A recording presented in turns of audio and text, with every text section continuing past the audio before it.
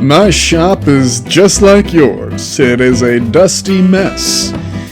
But I collect this dust and put it in a bucket. And then when the bucket is full, it is time to take it out in the yard, away from my lungs. And of course, fill the holes in the ground around the house. And so we see that what could be an obstacle, something to be thrown away, can be used instead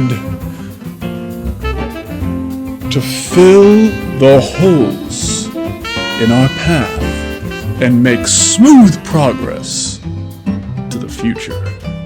Remember, any obstacle can be turned to your advantage.